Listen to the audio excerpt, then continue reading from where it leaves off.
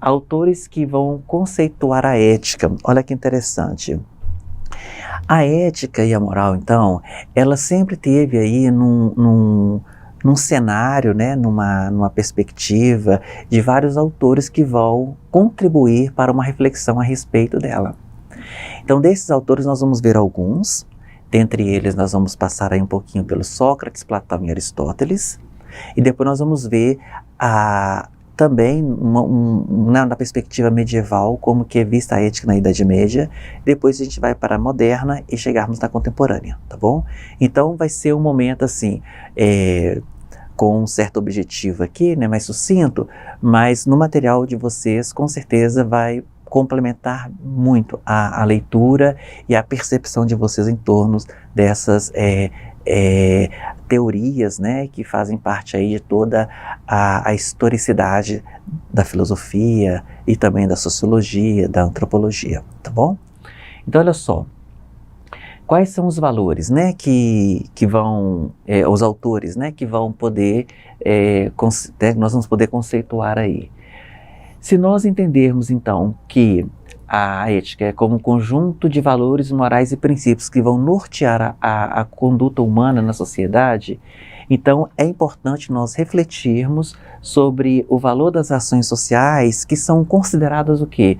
Um tanto no âmbito coletivo quanto no âmbito individual. Você já reparou, por exemplo, que nós somos seres individuais, somos seres subjetivos, mas ao mesmo tempo nós estamos lidando com pessoas, lidando com grupos, lidando com o coletivo.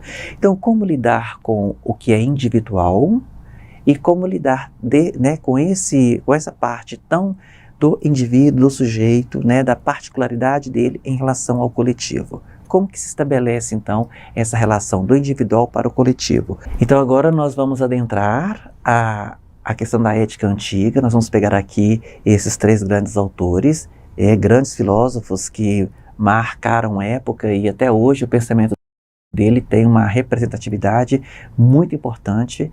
E aí, nesse sentido, o Sócrates ele vai trazer para nós o quê? Uma perspectiva da ética antropológica. A ética do Sócrates é antropológica por quê? Porque ele coloca em discussão o próprio homem. Né? Então, quando ele começa a desenvolver o seu método, a ironia maêutica, por exemplo, que é o ato de perguntar, né?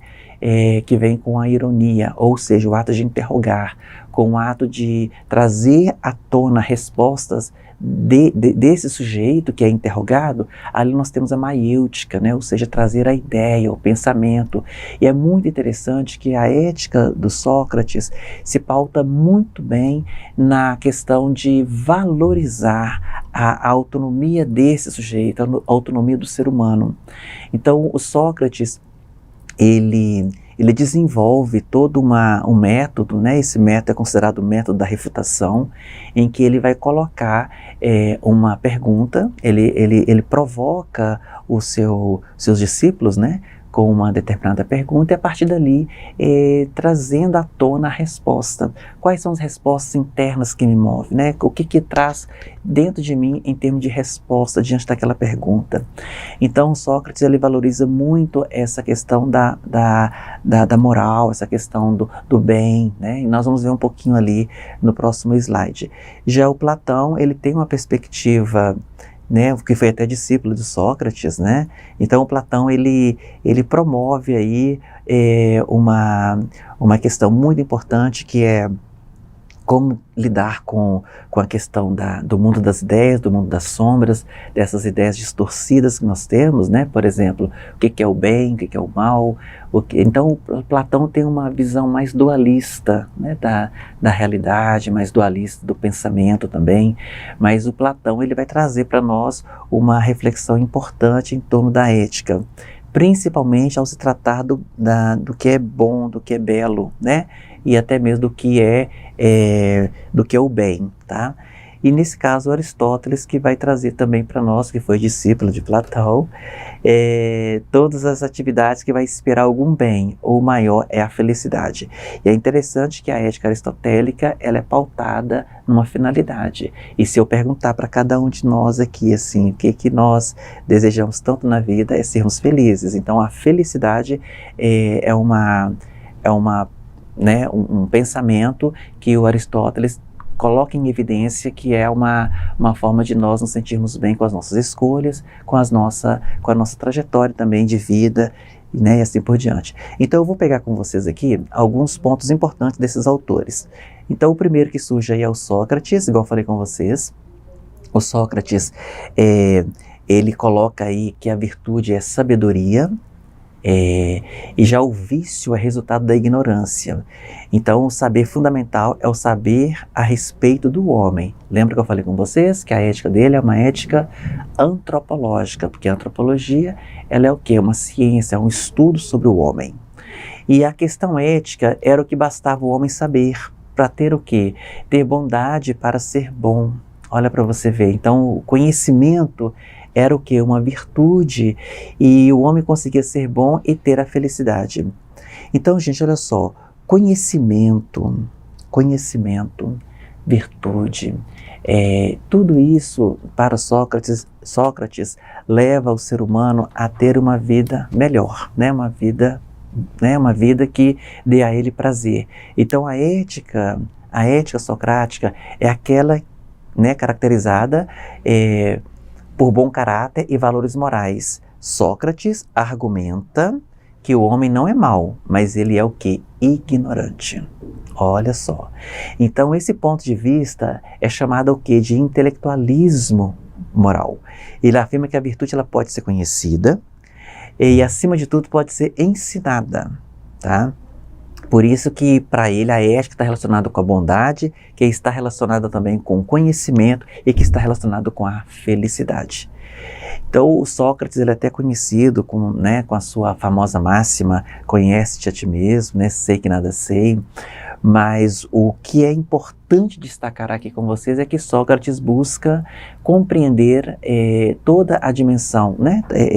Essa perspectiva humana a partir do autoconhecimento, a partir de conhecer você mesmo, para lidar com aquilo que te impulsiona, né? Com aquilo que te leva você a praticar algo que seja bom, né? Então, para o Sócrates, e é pelo conhecimento que a gente adquire cada vez mais essa bondade e também essa felicidade, tá?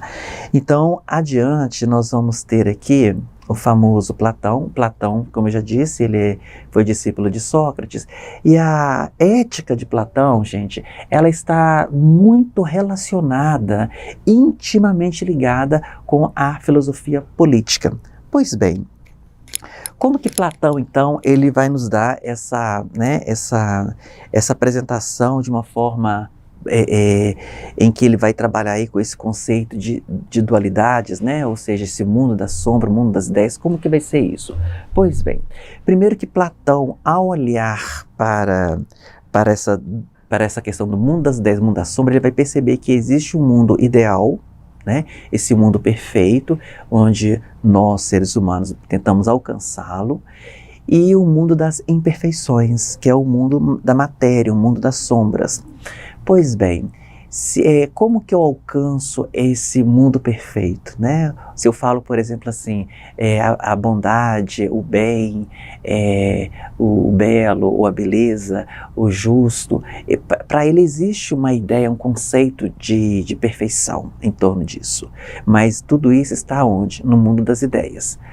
Para alcançar isso é preciso fazer um exercício da razão, um exercício racional mesmo, né? Ou seja, utilizar a própria razão, o pensamento, para poder chegar com mais clareza ainda o que é isso, tá?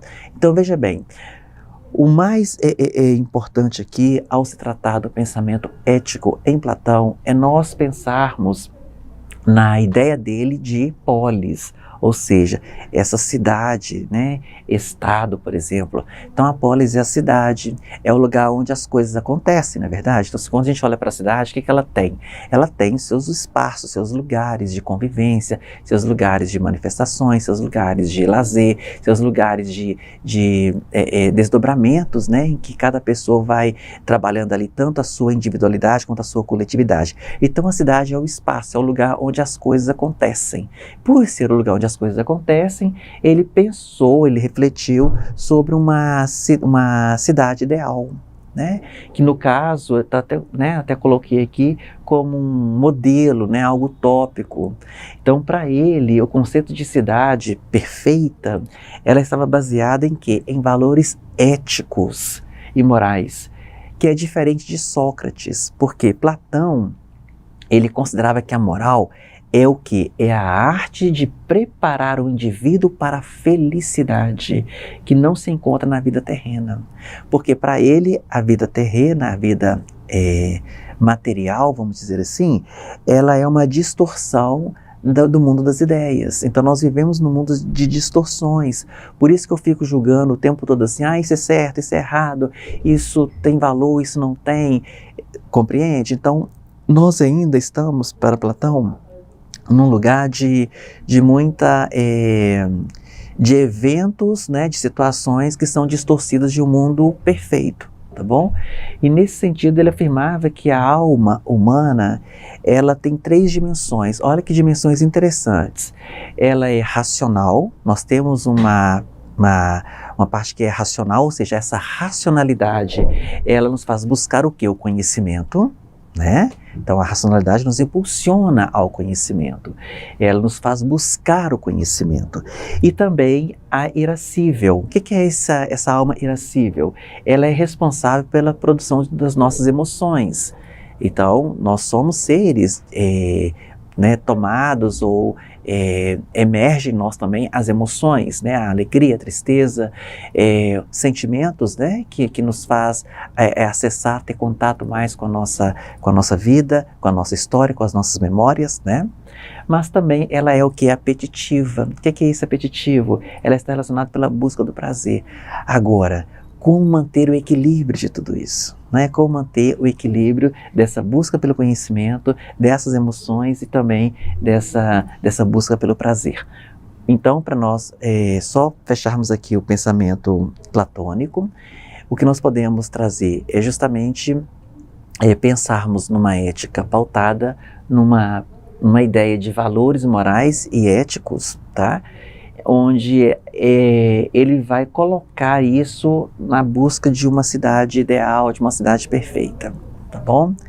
Então, quando o Platão ele também pensa nessas tomadas de decisões corretas, vamos dizer assim, normalmente quando nós somos guiados por essas emoções ou pelo nosso desejo de sentir prazer, nós acabamos sendo precipitados inconsequentes, né? Você já reparou que quando a gente começa a agir de uma forma impulsiva, por exemplo, ou até mesmo queremos, né, somos levados pelas nossas emoções, nós está muito sujeito, né, o ser humano ao quê?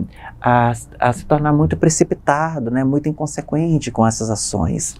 A ética para Platão tem a finalidade de levar o homem, de levar o sujeito, o ser humano, a se voltar para o bem. Tá? Então, o ser humano ele deveria o quê? Buscar algo que venha engrandecer a sua alma. E esse engrandecimento da sua alma, ele deve abrir mão das coisas materiais ou dos prazeres. Porque para Platão as coisas materiais e os prazeres, ela distorce aquilo que ele busca, que ele quer buscar, né? Como algo perfeito, como algo bom para ele. Então, o indivíduo ético é aquele que é capaz de governar a si mesmo. Olha que interessante, gente. Então, o sujeito ético, o ser humano ético é aquele que é capaz de governar, é aquele que é capaz, como ele fala ali, né, de legislar, governar a si mesmo. E isso tem a ver com o autocontrole, né? Ou será que eu estou agindo muito por impulso? Será que eu não penso antes de agir? Como é que está sendo isso? Então, Platão ele traz que nós somos, né, até mesmo responsáveis por isso. Então, por isso nós precisamos ter o autocontrole, né, para que a gente possa se voltar para o bem. Então, o indivíduo, né, ético é isso, tá? Então, podemos agir de maneira ética quando nós damos ouvido ao nosso lado racional, no qual nos ajuda a tomar decisões mais justas. Então é isso. A ética de Platão é uma ética racional que busca nos a impulsionar, a levar a ter um pensamento mais coerente com as minhas ações, né, com aquilo que eu acredito que vai ser bom para mim e para o outro, tá? Então, essa escolha implica em nós abandonarmos cada vez mais os prazeres das sensações. Além disso, ela também significa deixarmos de ser motivado pelas nossas emoções. Então é isso, tá?